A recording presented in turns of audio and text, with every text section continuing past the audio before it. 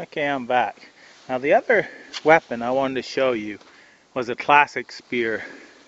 This here was what I cut down. I was going to make a bow out of, but I just fashioned it into a spear. And all you do is sharpen this to a point. Now that's really sharp. And what they used to do is harden these tips.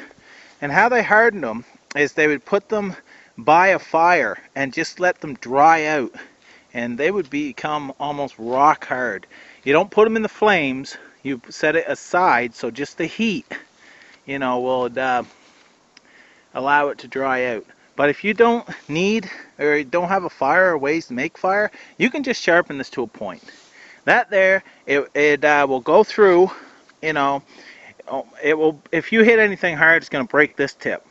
So it's a one-shot use basically, and then you sharpen it again, if you don't harden the tip. But that is sharp enough that will go through. And it's crooked and stuff because I wasn't going to cut down another tree. And I'm going to, see this bunch of dirt and roots and stuff like that? I'm going to try to throw it in at that. I haven't used I'll turn you around. I haven't used a spear, very rarely, maybe threw one 3 times in my life. I don't even know if I'll hit it, but I'm going to try it. I'm going to show you the penetration. This has enough weight. It's made out of ash also. It has enough weight that it should go in pretty far. So I'm going to get my buddy to hold on to you guys. And then, Chris, you want to just go over there? And I'll throw this and see how it works. So, I'm going to come over here. Okay. There you go. You stand right back here. Yeah.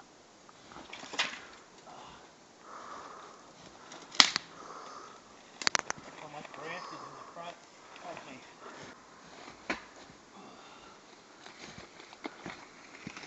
me. Okay, as you've seen, there's a good shot. It's sticking right in there. And we'll see how far it actually went in. Well, pull her back here. It went in a good 10 inches. And see, it did break up my point. But that would definitely, go through an animal. And that was just a sharpened point. And this is, look. That's rock hard. I can't even, that's rock hard. See, that's not going in that at all. That's rock hard. So, that just shows. Now, I want to show you another thing. I'm going to pass back to Buddy again. I want to show you a couple things.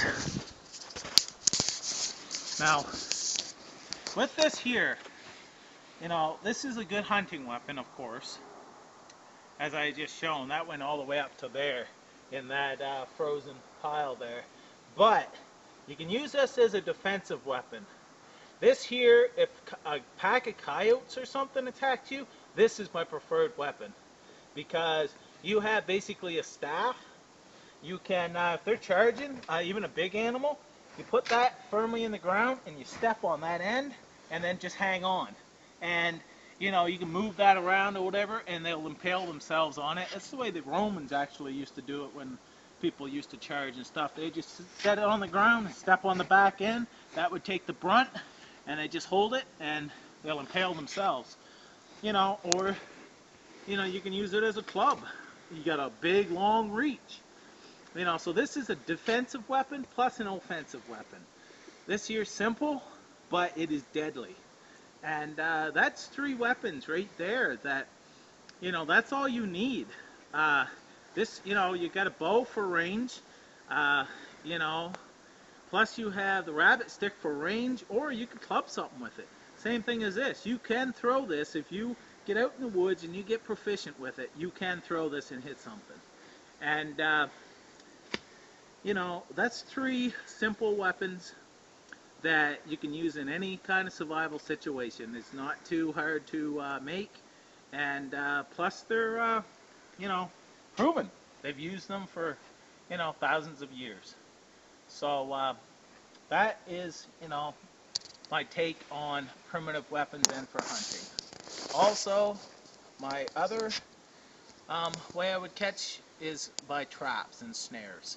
That's how I would do, I would set a bunch of snares and such, and then if, I would go out hunting. But those are, you just leave them alone. They'll do what they have to do, and you check them the next morning. And then you can go hunting with this, but you set up snares, set up a dozen of them. You find a rabbit run, find where they're always running back and forth, and you find, maybe I'll do a video showing you how to set up a snare. But that's it for now, and I'm going to get back to camping. I just wanted to let you guys see these few weapons, and hope you enjoy it. I'll see you on YouTube. Bye for now. Hey YouTube, I'm back. I wanted to show you something and tell you something that most people don't know.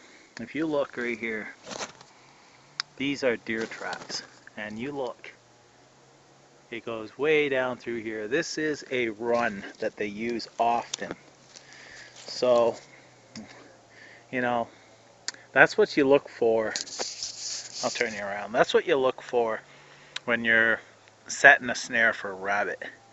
Right in this area, there's no rabbits.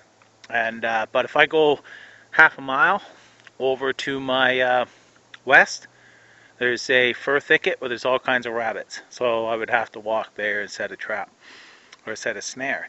Now, I carry, snare wire with me for snaring rabbits.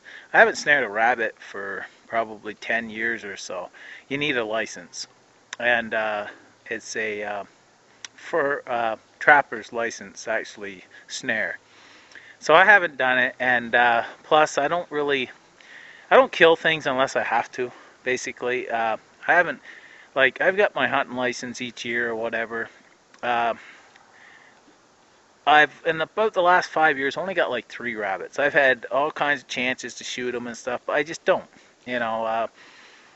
I'm not starving to death. In a survival situation, or if I'm camping, I'll take a rabbit, just because I'll cook it over an open fire, whatever. But this is what you want. You want, this up through here like this here. Plenty of travel. And you have a tree here and a tree here. Or you look down through there, you have trees. Now, if you had to, you can snare a deer. Just like you can a rabbit or anything. As long as you have thick enough rope that it won't break, you can snare anything. You set it up about waist height for a deer.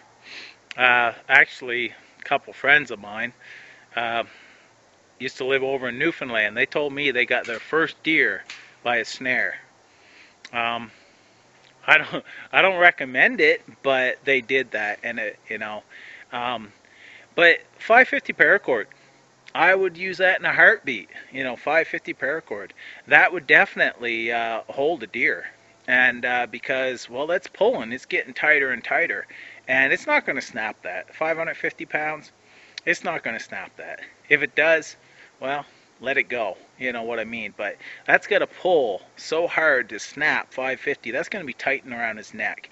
And I believe 550 paracord would work. And just make it about, the snare about 1.5 foot, round. And hang it, about waist height. And hang it in the tree like that. And on one of these runs. And there you go. Now with a rabbit, you usually set it about 4 inches off the ground and about a 4-inch circle. And usually between 2 trees or whatever the run usually goes down through, and you just stick it out between the 2 trees where you know he's going to be going down through. I've snared many rabbits. And that is the way, in a survival situation, I would go with snares. And then any hunting I did, would be extras. And I just want to let you know that. So, like I said, I'll see you on YouTube.